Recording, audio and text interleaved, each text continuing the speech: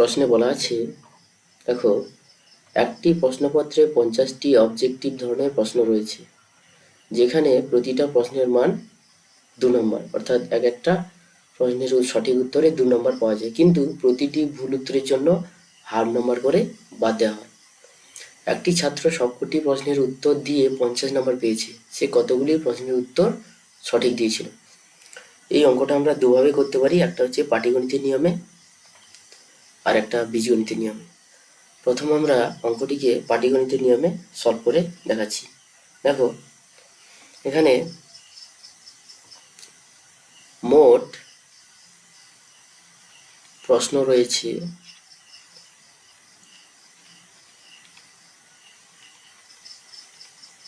সমান 50টি। প্রশ্নে বলা আছে প্রতিটা প্রশ্নের সঠিক উত্তরের জন্য 2 নম্বর পায়। তাহলে সে যদি সবগুলো প্রশ্ন সঠিক করে, তাহলে তার প্রাপ্ত নম্বর হওয়া উচিত ছিল, যদি সে সব কটি প্রশ্ন সঠিক উত্তর দেয় তাহলে তার মোট প্রাপ্ত নম্বর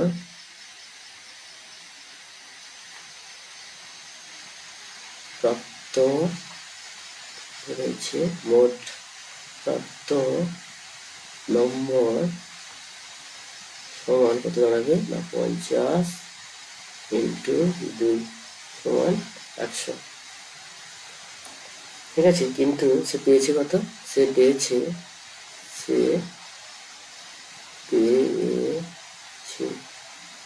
সমান কত নম্বর না, 50 নম্বর।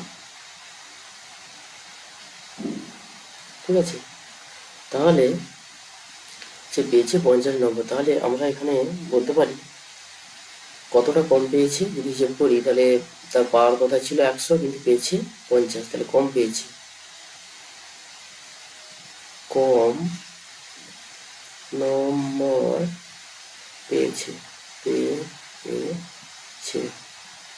কত না, সমান 100 মাইনাস 50 সমান 50। 50 নম্বর কম পেয়েছে। তাহলে আমরা এবার দেখি একটা ভুল করার জন্য তার কত নাম্বার কম হওয়া উচিত ছিল। তাহলে দেখি, একটি প্রশ্ন ভুল বা ভুলের জন্য তার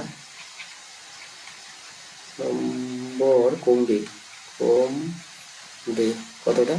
আচ্ছা, একটা প্রশ্ন ভুল, এর অর্থ হচ্ছে তাহলে একটা প্রশ্নে সে নাম্বার পাবেই না, অর্থাৎ প্রথমে তার 2 কমবে, এবং একটা ভুলের জন্য তার কতটা মাইনাস হবে, আরো হাফ নাম্বার কমবে। তাহলে মোট তার কমবে কতটা? তার কমবে 2 4 5 2 নম্বর। ঠিক আছে, তাহলে তার মোট এত নম্বর কমে যাবে সে যদি একটা প্রশ্ন ভুল করে দেয়। তাহলে আমরা এখানে লিখতে পারি এইভাবে, যে 5/2 এত নম্বর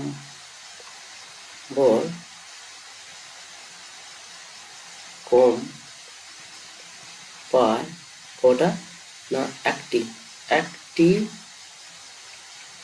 প্রশ্ন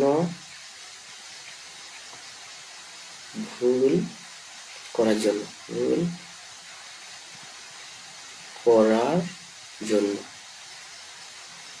ঠিক আছে, তাহলে 5/2 নাম্বার কম পায় একটি প্রশ্ন ভুল করার জন্য। তাহলে 1 নাম্বার কম পাবে, কত হবে? তাহলে 1 নাম্বার কম পাবে, তাহলে 1 ভাজিত 5/2 এত টি প্রশ্ন ভুল করার জন্য। ঠিক আছে, তাহলে সে কত নম্বর কম পেয়েছে? তাহলে 50 নম্বর কম পায়। 50 নম্বর কম পায়, তাহলে উত্তরটা হবে এটা হবে 1/5/2 গুণিতক 50টি প্রশ্ন ভুল করার জন্য। তাহলে এখানে আমরা হিসাব করে দেখি কত হয়।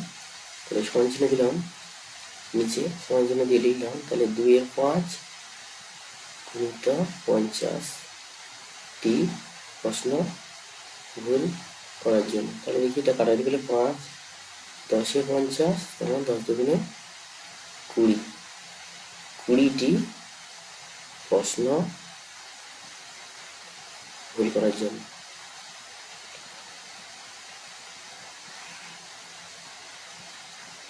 ভুল করার জন্য। তাহলে আমরা বুঝতে পারলাম যে 50 নাম্বার সে কম পেয়েছিল, তাহলে তার ভুল প্রশ্ন করা হয়েছিল 20টি। তাহলে 20টি তার ভুল প্রশ্ন করেছিল সে। তাহলে তার সঠিক প্রশ্ন কটা হবে? তাহলে সে সঠিক করেছিল, তাহলে উত্তরটি হবে সে সঠিক করেছিল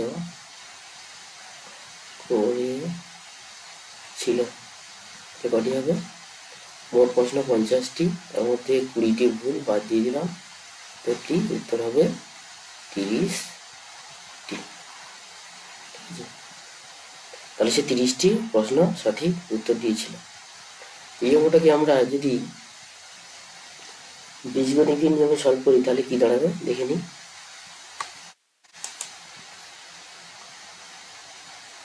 দেখো, তাহলে আমরা প্রথম ধরে নিচ্ছি যে মোট xটি প্রশ্ন সে সঠিক উত্তর দিয়েছিল। মনে করি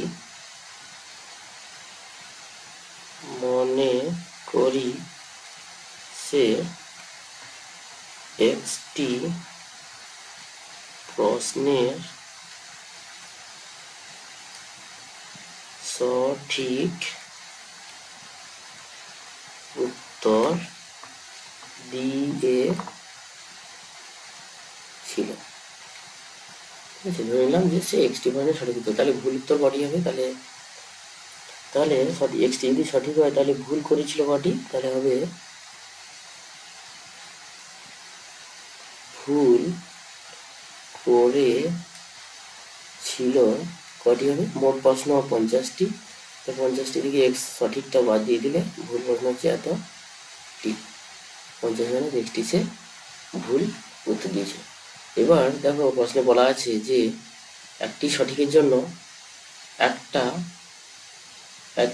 জন্য কত পায়? 2 নম্বর। আর একটি ভুলের জন্য সে পায় কমে যায় তার হাফ নাম্বার। তাহলে আমরা এখানে সমীকরণটা তৈরি করতে পারি যে প্রশ্নানুসারে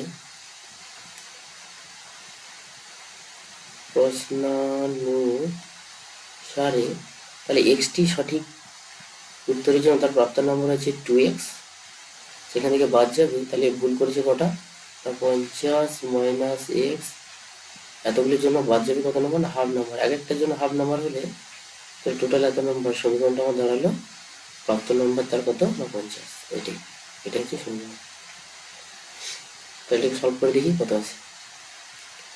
বা দিলাম 2x মাইনাস 50 মাইনাস x ভাজিতক 2 সমান কত হচ্ছে? 50। বা লসাগু করে ফেলি, 2 যদি লসাগু হয় আমার কত দাঁড়াচ্ছে? 2 লসাগু, 4x minus 50 plus x equal to 50। ঠিক আছে, তাহলে আমার কত দাঁড়াচ্ছে এখানে? তাহলে বা 4x মাইনাস, আচ্ছা এটা করে নিই, 4x আর x কত হচ্ছে? 5x। তাহলে 5x মাইনাস 50 সমান 100। বা 5x সমান 100 যুক্ত 50। এখানে করছি বা 5x সমান আমার দাঁড়াচ্ছে 150 বা এক্স সমান হয়ে যাচ্ছে 150 ভাজিত 5, কত আছে 5 কাটলে 5 3 15 3 30, তার অ্যান্সার হচ্ছে 30। তাহলে আমার এক্স এর মান কত আমার 30, অতএব তার সঠিক উত্তরের সংখ্যা ছিল, সঠিক প্রশ্নের উত্তর দিয়েছিল 30টি। ঠিক আছে।